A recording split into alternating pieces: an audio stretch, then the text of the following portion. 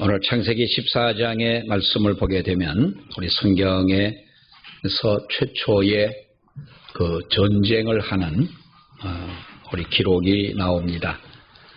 1절과 2절에 있는 말씀에 보면 당시 시날 왕 아무라벨과 엘라살 왕 아리옥과 엘람 왕 그돌라오멜과 고임 왕 디달이 소돔 왕 베라와 고모라 왕 비르사와 아도마 왕 시납과 스보임 왕 세메벨과 벨라 곧 소알 왕과 싸우더라. 이들이 다 시딤 골짜기 곧 지금의 염해에 모였더라 라고 말씀을 하는데, 성경에 보면은 최초의 전쟁이 기록이 되어집니다. 우리가 전쟁에서 누가 이길 것이냐라고 하는, 전쟁을 하면서 2등을 하려고 전쟁을 하는 사람은 없을 것입니다. 우리가 전쟁은 꼭 필히 이겨야 될 것이다. 이기려고 이렇게 사람들은 전쟁을 합니다마는, 대개 사람들은 그럽니다. 누가 이길 것이냐라는 것이죠. 누가 이길 것이냐. 그리고 군사력이 강하고 또 군사가 많고 또 첨단 무기를 가지고, 무엇보다도 전쟁도 먹어야 하기 때문에 돈이 있어야 하고, 가난하면 전쟁도 할 수가 없습니다. 그렇기 때문에 뻔한 것은 바로 이 물질과 또 군사력, 눈에 보이는 어떤 무기들, 이런 것들이 있을 때 우리는 그런 사람들이 싸움에서 이길 수 있지 않겠느냐라고 생각을 합니다. 세상이 가지고 있는 힘이라고 하는 것, 바로 세상이 자랑하는 힘은 무엇이겠습니까? 물질이고 그리고 숫자입니다. 아무리 우리가 옳은 사람이 무슨 정치를 한다 하더라도 그 정치를 하게 되면 우리는 선거라는 것을 합니다. 여러분, 선거에서 누가 이깁니까? 그것은 옛날이나 지금이나 할 것 없이 숫자의 싸움입니다. 누가 더 많으냐라는 것이죠. 대통령을 한 사람, 대통령을 하겠다는 사람, 또 앞으로 할 사람들, 이런 사람들이 누가 대통령을 하느냐? 힘 있는 사람이 합니다. 힘이 무엇입니까? 얼마나 많은 사람들이 그를 지지해 주느냐라는 것이죠. 이것이 바로 세상의 힘인 것입니다. 그렇기 때문에 세상에서는 바로 작은 것들은 무너지고 맙니다. 대형 마켓이 이렇게 들어서게 되면 작은 소형 마켓은 문을 닫을 수밖에 없는 것입니다. 옛날에는 작은 그 가게들, 그래 흔히 우리는 구멍가게라 그러죠. 조그만 이런 가게들을 했습니다. 근데 언제부턴가 슈퍼마켓이 들어섰습니다. 슈퍼라는 게 크다는 건 아닙니까? 큰 이 슈퍼마켓이 들어왔는데, 그때는 그것이 큰 줄 알았습니다. 그런데 여러분, 백화점이 들어서고 대형 마트들이 들어서게 되고, 또 보면 우리가 서울이나 이런 그 도시에 가보면 외국의 그 큰 마켓이라든지 이런 것들이, 코스트코나 이런 것들이 들어서게 되면 가보면 사람이 많을 수밖에는 없습니다. 편하고 물건이 다양하고 싸고 많기 때문에 누구라도 그것을 가고 싶어 하지요. 그러니까 재래시장은 재래시장대로 죽는다고 그럽니다마는, 우리가 이것이 바로 세상이 가지고 있는 힘의 원리라고 하는 것입니다. 그러니까 대형 마켓이 들어서게 되면 소형 마켓은 죽지요. 여러분, 교회들도 마찬가지입니다. 교회들도요. 옛날에 그 분당이 새로운 신도시가 되면서 작은 교회들이 많았습니다. 분당이 제일 좋은 데가 어디냐 그러니까 사람들이 정자동이 좋다 그러는데요. 정자동은 옛날에 개울 건너 차도 다니지 못하는 그런 아주 시골 산 밑에 있는 그런 마을이었는데, 그곳에 작은 교회들이 있었습니다. 그런데 그 작은 교회들은 큰 교회들이 와서 그 일명 딱지를 삽니다. 거기에 나오는 종교부지가 나오는 그것을 사가지고 큰 교회를 짓습니다. 분당에 가면 지구촌 교회, 할렐루야 교회, 뭐 이런 교회들이 만나 교회니 뭐 이런 교회들이 얼마나 여러분 큽니까? 큰 교회가 옆에 있는데 그 작은 교회를 한다고 옛날에는 다 작은 교회들이었지만은 큰 교회가 있다 보니 작은 교회들이 어려움을 당하게 되더라. 이것이 대형화하는 추세이고 오늘날의 현실인 것입니다. 그러면 우리가 성경적 원리로 볼 때에 그럼 작은 것은 다 망할 수밖에 없느냐라는 것이죠. 오늘 대표적인 것이 뭡니까 여러분? 상대가 될 수 없는 상대를 무너뜨린 골리앗과 다윗의 이야기를 우리는 생각할 때에 골리앗이라고 하는 사람을 사울도 벌벌 무서워 떨던 그런 사람인데 소년 어린 다윗이 골리앗을 이겼더라 하는 것이요. 다윗이 무엇으로 이깁니까? 물맷돌 5개를 가지고 가서 골리앗을 때려서 골리앗이 죽었다. 성경은 그렇게 말합니다만은 여러분 상대가 되지 않는 이것이 바로 우리가 성경의 원리이고 하나님의 원리라는 것이죠. 비교가 되지 않는. 그렇기 때문에 우리는 작다고 실망하거나 아무것도 없다고 포기하거나 하는 것은 너무나 어리석은 것입니다. 사람이 우리가 살려고 힘쓰고 노력하고 애써도 안 될 경우에 사람들은 어떻게 합니까? 포기하고 맙니다. 인생도 포기하고 말지요. 어떤 분이 그럽니다. 양평 군만 해도 이 자살로 죽는 사람들, 양평 사람들도 있지만은 이 양평이 아주 자살하는 그 성지처럼 돼 있어서 최진실이 무덤을 양평에 갖다 놓으니까 최진실이 무덤가에서 젊은 사람들이 그렇게 많이 와 죽는다고 그러잖아요. 1년에 300명이 넘는답니다. 양평군에 와서 스스로 죽는 사람들이 하루에 1명씩은 죽는다고 거의 뭐 그런 통계라고 그러는데요. 많은 사람이 죽습니다. 요즘에 보면은 동반 자살을 많이 합니다. 이렇게 또 그것도 사이트가 있어가지고 아무 생면부지의 사람들이 같이 모여가지고 뭐 여자든 남자든 같이 이렇게 함께 죽는.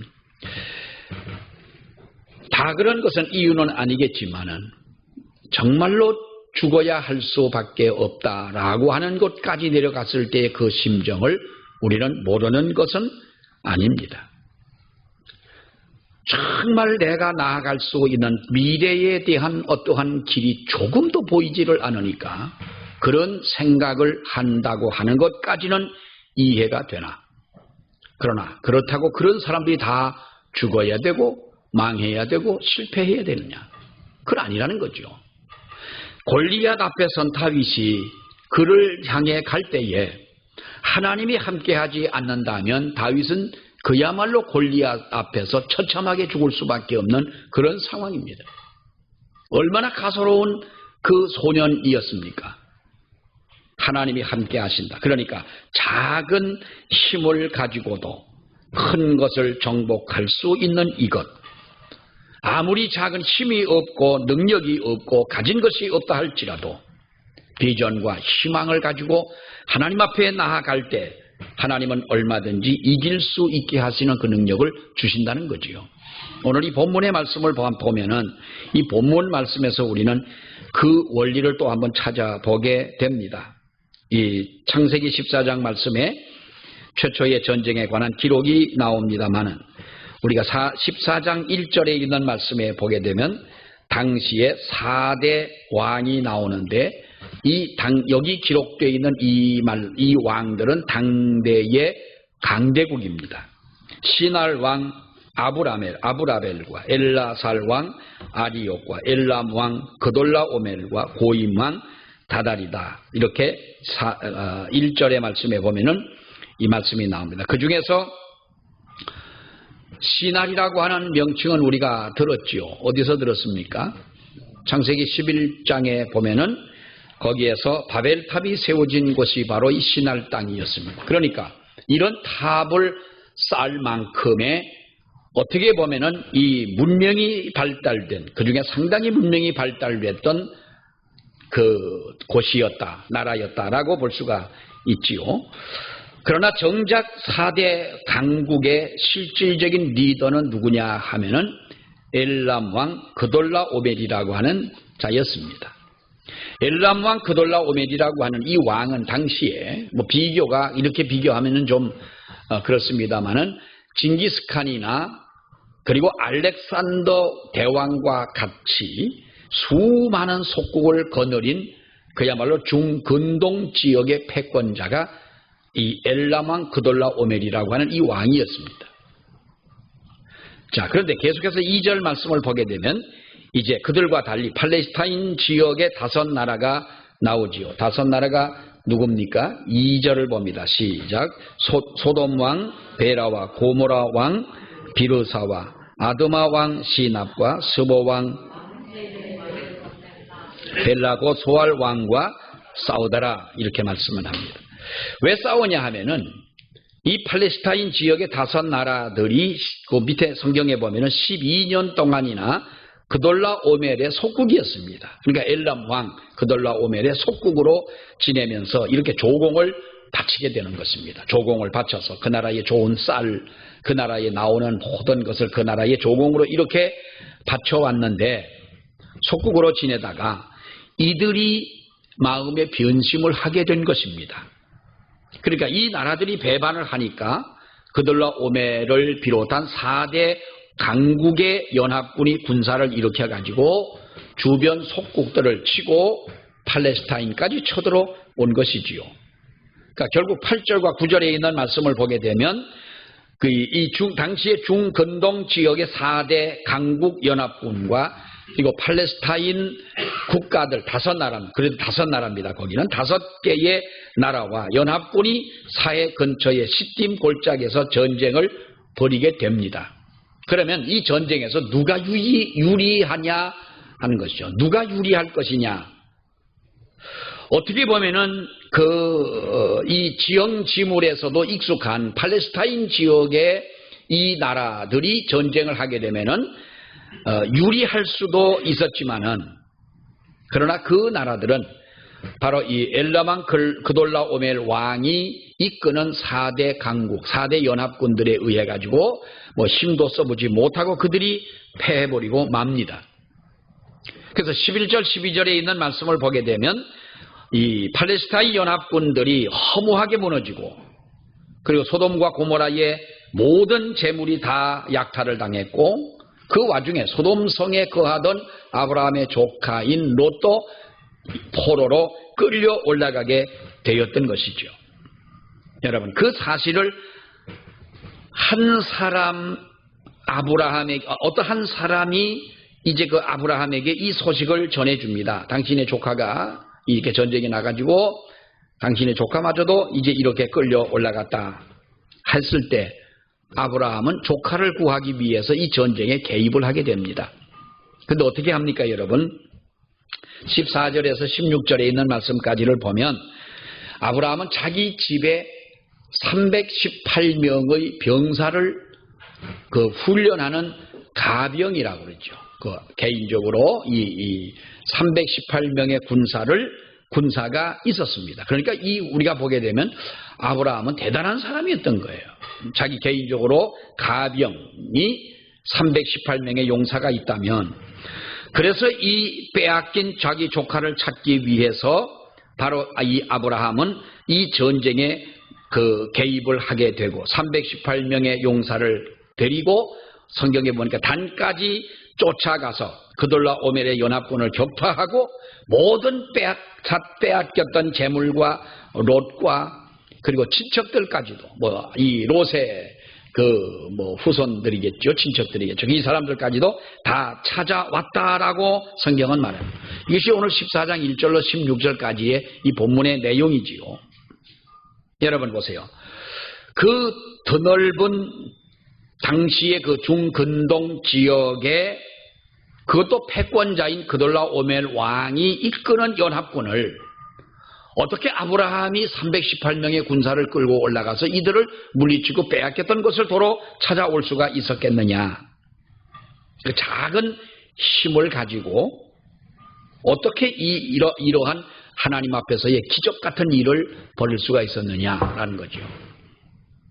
우리가 첫째는 여기서 보면 아브라함의 포용력이 바로 발동을 했다는 것입니다. 아브라함의 포용력을 우리는 다시 한번 볼 수가 있는 것이고 이 본문에서 잘 보여주고 있습니다. 앞에서도 말씀을 드렸습니다마는 창세기 13장에 있는 말씀을 보면은 아브라함이 롯에게 헤어지자고 하면서 좋은 땅을 먼저 선택을 하라고 했을 때 롯은 아브라함에게 그렇게 행동하는 것이 아닙니다. 끝까지 아브라함을 붙잡았어야 됩니다. 룻기를 보니까 시어머니 나오미가 룻에게 돌아가라 그러지 않습니까? 지난번에도 말씀을 드렸습니다마는 이 모압인 며느리 룻에게 남편도 죽었으니 내 편한 길을 찾아서 가라고 할 때에 룻은 시어머니를 붙잡았다는 겁니다. 붙쫓았더라 이렇게 말씀을 하는데 시어머니와 함께 나는 가겠다. 죽음 어머니가 죽는 곳에 장사되는 곳에 나도 장사가 되겠다. 어머니 하나님을 나도 하나님 믿으면서 살겠다. 어머님의 친척이 나의 친척이 될 것이다.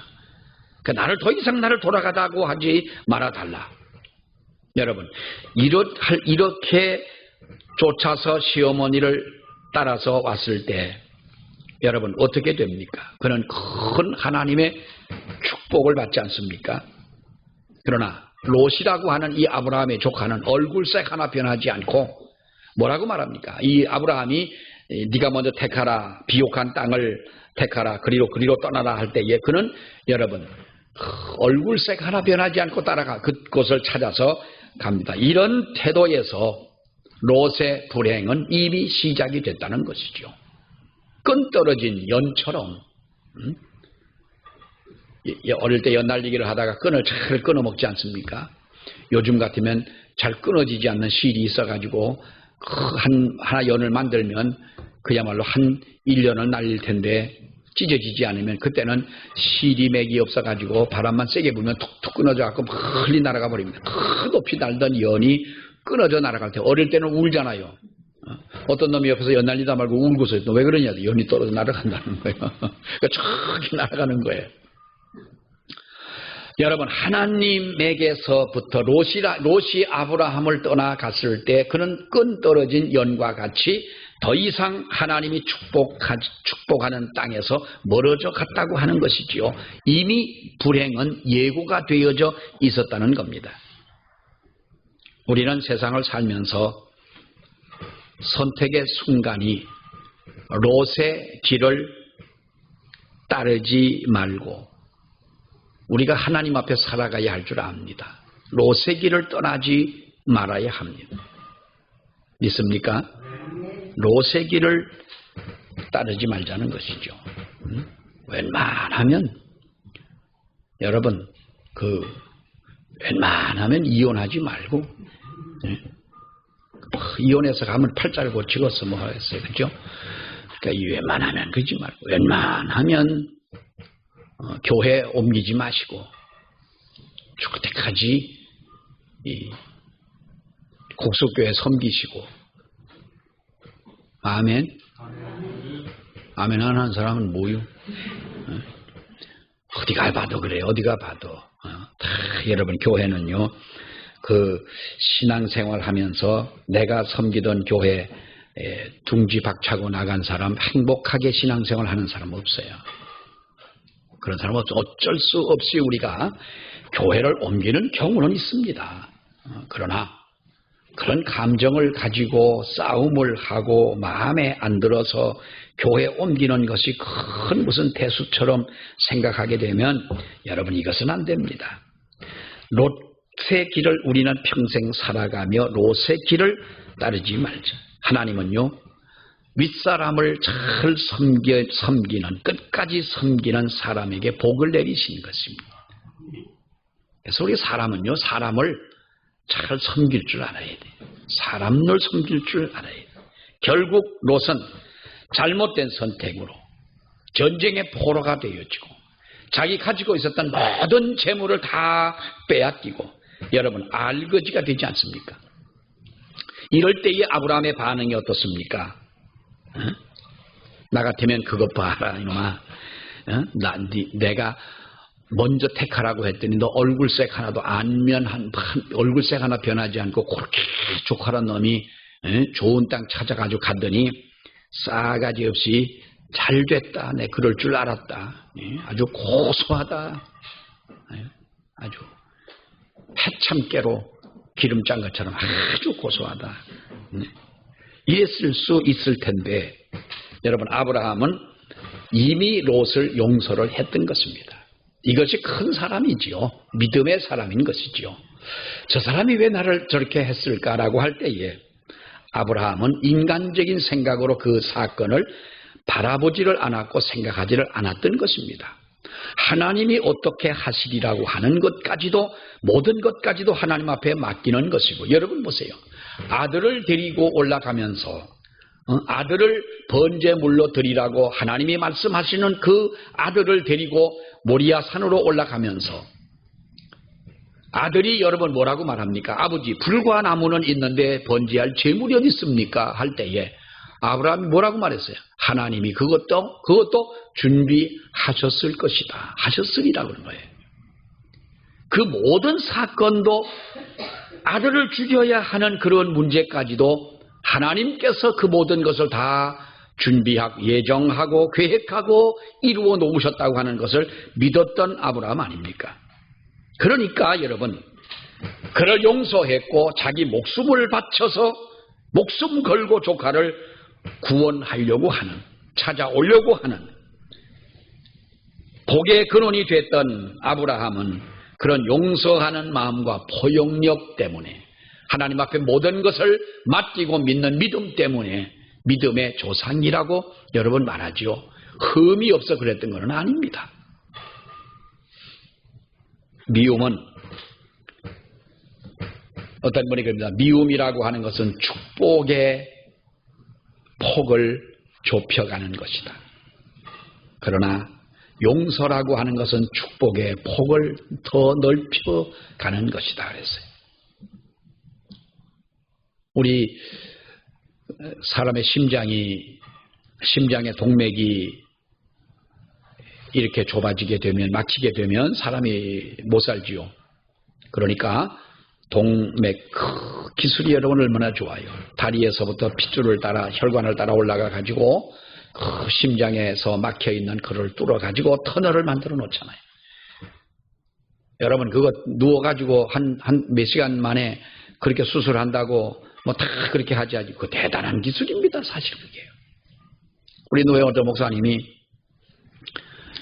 병원을 가서 뭐 의사가 그러더래요. 심장에 스턴트를 한다고 그러잖아요. 그걸 해야 될지 말아야 될지 의사가 고민을 하더라는 거예요. 그러면서 아직까지는 할 때는 안 됐으니까 우리 약을 먹으면 좋아질 겁니다 하고 약을 먹었대요. 그 말을 들은 지가 한 2달이 안 됐어요.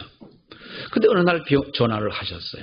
나 지금 병원에 와 있다고. 그래서 왜 그러냐 했더니 수술을 해야 되는데 스턴트를 하려면 7개를 해야 된다. 나는 4개는 들어봤어도 7개는 또 처음 들어봤어요. 7개를 해야 되는데 이것도 위험하니까 우리 수술을 해 합시다. 그래서 다른 데에 있는 혈관을 떼어다가 이제 그 우회수로 그러니까 우회도로를 만드는 거예요. 우회도로, 고속도로. 그래서 내가 그랬어요. 아이고 고속도로 닦았네? 그랬더니 그렇다는 거예요. 참 기술이 정말 대단하지요. 그렇게 해서 막혀있던 것을 이렇게 뚫었어요. 새로 뚫어가지고 이제 건강하게 됐는데 목소리가 안 나온다는 거예요. 아니 그럼 목소리가 수술하면 안 나오죠. 그것까지 그러면 다 금방 그냥 완벽하겠어요. 목사가 목소리로 먹고 산다면 먹고 사는 건데, 그래도 좀 기다려 봐야지. 그럼 되겠어? 그랬더니 아마 수술해서 그런가 보다. 나도 처음엔 그랬어요. 수술하니까 수술하는데 목소리가 안 나오는 거예요. 그래서 수술할 때 왜 삽관을 하니까 그것 때문에 목소리가 안 나온다 이렇게 생각을 하는데, 여러분 수술하고 나서 기력이 없으니까 목소리 안 나오는 거예요. 자다가 금방 일어나면 목소리 안 나오잖아요. 왜요? 힘이 아직까지 소생하지 않았어요. 그런데 의사에게 물어봤어요. 목소리가 언제 나옵니까? 물어봤더니 대답도 안 하는 거예요. 뭐 물어봤으면 뭐 대답을 해도 거니 언제쯤 나올 거라고. 그러더니 날보시 웃더니 잘 잡수고요. 힘 생기면요 목소리도 나와요 그래. 나도 똑같이 가르쳐줬어. 아마 수술해서 그런가 봐. 그래서 그런 거 아니요. 그럼 왜 그래? 잘 먹고 건강해지고 하면 목소리 나와. 며칠 전에 안 나왔는데 지금 나오지 않을까? 나온다는 거예요. 며칠 있으면 조금 더 좋아져. 수술할 때 이게 집어넣어가지고 그거 집어넣었다고 그러면 그 말도 안 된다고. 아 그러냐고. 여러분 보세요. 우리가 누군가를 미워하게 되면 이게 축복의 폭이 좁아진다는 거예요. 누군가를 우리가 사랑하게 되고 용서하게 되고 이해하게 된다면 우리는 축복의 폭이 점점 더 넓어진다는 거예요. 우리 혈액이 막히는 것이 왜 그래요, 여러분? 불순물이 자꾸 생기다 보면 이 작은 혈관이 그것이 쌓이게 되면 이게 막히게 되고 나중에는 혈관이 통하지 않으면 사람이 죽지 않습니까? 혈관의 길이가 몇 킬로라고요? 사람의 혈관의 길이가 다 모세 혈관까지 연결하면 몇 킬로라고 그랬어요? 12만 킬로리. 이거 듣고요. 기절 안 하면 인간도 아니요. 지구가 몇 킬로예요? 지구가? 4만 킬로잖아요. 12만 킬로면 지구 3바퀴를 감는데요. 우리 한 사람이 가지고 있는 혈관을 가지고. 그러니 여러분 보세요. 우리가 혈관 안 막히고 지금까지 건강하게 사는 건요. 기적 중에 기적이요. 집 짓고 나서 여러분 10년 20년 가다 보면 하수구 막혀요. 그 쇠로 튼튼하게 만들어낸 깨물어도 찌그러지지 않는 그런 걸로 만들어 놓은 하수구도 막히는데 우리 혈관 그거 아무것도 아닌 것 같은데도 수백 년을 가도 안 막히는 거예요. 이거. 우리가 사랑하는 여러분, 미움은 그만큼 하나님이 기뻐하지 않는 것이죠. 나에게 상처를 준 사람이 상처를 주고 나의 눈에 눈물을 흘리게 한 사람이 잘 됐으면 좋겠어요? 망했으면 좋겠어요? 망했으면 좋겠지요. 그런데 그런 마음을 가지고 산다면 하나님은 나의 삶 속의 축복의 폭을 좁혀줄 수밖에 없다는 거예요. 용서하라는 것이죠. 우리 사람은 연약한 존재들이기 때문에 누구에게인가 상처를 줍니다. 그렇지 않습니까? 아무리 말 잘한다고 다른 사람의 마음에 상처 안 주나요? 상처를 주지요. 부족한 사람들이기 때문에 상처를 주고 또 상처를 받고 삽니다. 그러나 우리가 이 아브라함의 이 포용력, 어떤 탤런트가 나와갖고 TV에서 의리합디다마는 정말 난 그 사람이 의리가 있는지 있어서 그런지 모르겠는데 정말 이런 어떤 의리, 이런 것이 과연 우리에게 있어야 한다고 하는 것이죠. 아브라함에게서 우리가 배워야 하는 것은 여러분 이거예요. 조카는요, 조카와 삼촌 사이 아닙니까? 그러니까 이 조카와 삼촌 사이라도요, 가까이 지내는 사람들, 좋게 지내는 사람들은요, 이게 조카와 삼촌이지만은 그야말로 부자지간과 같고 형제와 같지만 아무리 삼촌과 조카라 할지라도 관계가 여러분 틀어지고 그래 보십시오. 뭐 형제는 형제 같습니까? 왼수 같지요. 형제끼리 싸우고 말 안 하고 돌아서고 내가 그랬잖아요. 저 강원도 어디에 그 사람들은 친형제는 아니요. 사촌인지 육촌인지 아무튼 뭐 그쯤 되는 사람들인데요. 길을 가다가 만나면 서로 한 사람은 동쪽으로 한 사람은 서쪽으로 보고 또 그냥도 안 갔다 하고 그 뭔 소리인지 그거 모르겠습니다. 그리고 지나갑니다. 그 사람들이 예수를 안 믿는 사람들인데 만약에 예수를 믿는 사람들이라면 이렇게 기도했을 겁니다. 오늘 길을 지나가다 그놈 사촌 그놈 만나지 않게 주시옵소서 그럴 거야 아마.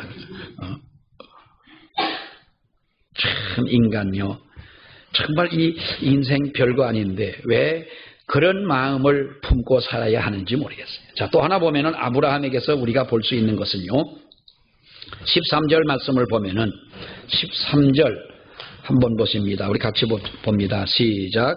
도망한 자가 와서 히브리 사람 아브라함에게 알리니 그때에 아브라함이 아모리 족속 아므레의 상술이 숲을 근처에 거주하였더라. 아므레는 에스골의 형제요 또 아넬의 형제라. 이들은 아브라함과 동맹한 사람이더라. 이들은 아브라함과 동맹을 한 사람이라 그랬는데, 이 아모리 족속인 마므레, 에스골, 아넬 형제들과 동맹을 했다. 당시 중근동의 패권자였던 우리가 그돌라오멜도 4개국 동맹을 맺고 있었습니다. 이에 대항하던 팔레스타인 5개국들도 물론 동맹을 했었지요. 여기 아브라함도 보게 되면 아브라함도 주변의 이방 족속과 동맹을 맺었다는 것이에요. 동맹을 맺었다. 그 모습을 보고 아니 믿는 사람이 하나님만 바라보면 되지 어떻게 세상 하나님 알지 못하는 이방 세상 사람들과 동맹을 맺느냐라고 말할 수가 있겠지만은 여러분 그것은요 교만인 것입니다. 우리가 하나님을 믿지 않고 우상을 숭배하는 일본 사람들과 동맹 맺지 않고 날마다 이렇게 관계가 안 좋아가지고 살아가면 우리한테 좋을 게 뭐가 있겠어요? 우리한테 좋을 게 뭐가 있겠습니까? 아니 일본 사람들이 무슨 벌레입니까? 사탄입니까? 그렇잖아요. 우리에게 지난날 우리의 상처를 줬지만 이제는 우리가 그만큼 국가적 외교를 통해서 그만큼 이야기하고 같이 왔다면 용서할 수 없는 부분들이 많이 있지요. 그러나 전쟁에서 패한 자의 어떻게 보면 그것이 운명 아닙니까? 우리는 남들에게 안 그랬습니까? 어쩌면 더한 일들도 여러분 많지 않습니까? 우리는 왜 그것에 대해서 전혀 한마디 말도 안 하고 일본 사람들이 우리한테 그렇게 나쁘게 했다고만 말을 합니다. 국가적인 차원에서 서로가 이 문제는 더 이상 논의하지 않기로 했던 어떤 그런 부분도 조항도 있지 않습니까? 사실은. 근데 지금 와가지고 자꾸만 무슨 위안부 문제라든지 이런 자꾸 그런 문제를 꺼내가지고 이야기를 하면 옆에서는 부추기는 사람들이 더한 것 같아요. 그렇게 해가지고 지금 그렇다면 그 위안부로 끌려갔던 그분들의 그렇게 안타깝고 이제는 몇 분 안 남고 다 돌아가시는데 그런 분들이 그렇게 안타까운 마음을 갖는다면 이제는 국가에서 좀 할 수도 있잖아요. 우리나라에서. 그거 왜 못합니까? 엉뚱한 여자가 그 사람들 내세워가지고 모금해가지고 엉뚱한 데 돈 다 써버리고 이런 거를 가만히 놔두고 말이죠. 사실 어떻게 보면 우리가 더 부끄러운 것 아닙니까?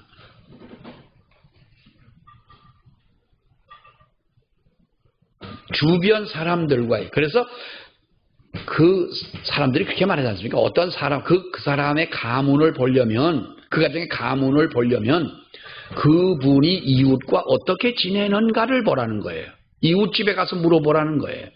그 집이 어떠냐? 이웃집 좋다고 얘기하는 사람은 훌륭한 사람이에요. 그 옆에 있는 사람 그냥 옆집하고 싸우잖아요. 개 짖는다고 그러고 또 어떡한다 그러고 옆집과 이 하나님을 믿는 사람들이 우리는 그 사람들이 여러분 보세요. 지금은 하나님을 안 믿는 사람이라 할지라도 언젠간 그 사람들이 예수를 믿어가지고 우리 교회로 온다면 어떡하겠어요? 그렇게 싸우다가 옛날에 그런 사람이 진짜 있더라고요. 교회로 등록을 했어요. 등록했는데 한 2번인가 3번 나오더니 안 나오는 거예요. 왜 안 나왔더니 그 인간이 거기 떡 앉아있더라는 거예요. 그 인간이 누구냐 하면 평소에 자기하고 왼수처럼 싸우다가 잘못했다는 사과 한마디 안 하고 지냈는데 그 인간이 그 교회에 다니는 줄 몰랐다는 거예요. 그러면서 한마디 더 난 그 인간이 교회 다니는 줄 몰랐다는 거예요. 아이고 그거요. 그러니까 우리가 여러분 우리 믿는 사람들이 정말 믿지 않는 사람이라 할지라도 벌레처럼 볼 것이 아니고 너는 지옥 갈 놈이다 이렇게 생각하지 말아야 됩니다. 그분도 언젠가는 교회에 나와서 나보다 먼저 될 수도 있는 사람이라는 것이지요. 자, 우리는 여기서 보면은요, 아브라함은 믿음도 좋았지만 어떻게 보면은 이방 족속과의 관계도 좋았던 것을 우리는 볼 수가 있고요. 나중에 보십시오, 여러분. 이방 왕인 아비멜렉이 아브라함을 보고 뭐라고 말합니까? 창세기 21장에 가보면 내가 무슨 일을 하든지 하나님이 너와 함께 계신다라는 이 이방 왕이 그런 고백을 했어요. 하나님을 알지 못하는 사람들이 우리를 보고 당신은 정말로 하나님이 당신과 함께 있는 것을 나는 당신을 보면서 느낀다 말할 때 그렇게 말해준다면 기분 좋겠죠. 아이고, 당신 같은 사람이 하나님 믿어? 뭐 이런다면 어떻겠어요? 그래서 아브라함은 이방 318명의 용사라 하지만은 그는 바로 이방 사람들과 이웃과의 동맹을 맺고 이렇게 연합군들을 아둘라오멜의 그 왕을 물리치게 된 것이 아브라함의 혼자만의 힘은 결코 아니었더라는 거예요. 세상 동맹군과 혼자 싸우겠다고 하지 않고 세상 사람들을 활용했고 우리가 그 아웃소싱이라고 하죠. 아웃소싱이라고 하는 말이 어떤 말인가 하면 어떤 기업이 그 고정비를 줄이기 위해서 핵심 업무 외에 주변 업무나 이런 모든 일들을 외부에 맡기는 것을 가지고 우리가 아웃소싱이라고 그래요. 그러니까 우리가 할 수 해도 되지만은 예를 들어 가지고 우리가 한다면 더 많은 비용이 들어가는 거예요. 힘들고 비용 들어가. 그러니까 우리가 이것을 외부에 맡겨 가지고 빠른 시일 내에 적은 비용으로 해결할 수 있는 것. 여러분, 그것도 하나의 지혜 아니겠어요? 무인도에 가서는 세상을 변화시킬 수가 없는 겁니다. 세상을 변화시키려면 세상 속으로 들어가야 하는 것처럼 우리가 말로만 여러 번 할 수는 없는 것입니다. 하나님 앞에 이 아브라함이 승리할 수 있었던 그 작은 군사를 가지고 어떻게 당시에 그 시대에 중근동 지역의 패권자였던 아둘라오멜의 왕이 이끄는 그 4대 연합군을 어떻게 이길 수가 있었느냐는 거예요. 물론 골리앗을 찾아가는 다윗이 하나님을 의지했듯이 아브라함에게 그것은 분명히 있었습니다. 그러나 그는 그 앞서 어떻게 보면 자기를 배신했던 배신자였던 조카 롯을 용서하고 포용하는 포용심이 있었고 이방의 그 이웃의 이방 백성들까지도 선하게 대해주는 이 아브라함의 그 행위가 그들을 통하여 또 한 번 힘을 얻게 되고 도움을 받게 되는 이 역사로 그는 승리하게 됐다는 것이죠. 우리 사람은 독불장군으로 살아갈 수는 없습니다. 우리 힘으로 내 혼자서 큰 일을 할 수는 없습니다. 누군가 나를 도와주고 누군가 나를 붙잡아줘야 한다면 그 전에 우리는 그 사람이 나를 도와줄 수 있고 붙잡아줄 수 있을 만큼 그 사람에게 인정을 받아야 되지 않냐는 것이. 아브라함의 오늘 이 승리가 우리에게도 있기를 축원합니다. 기도하겠습니다. 하나님 은혜 감사합니다.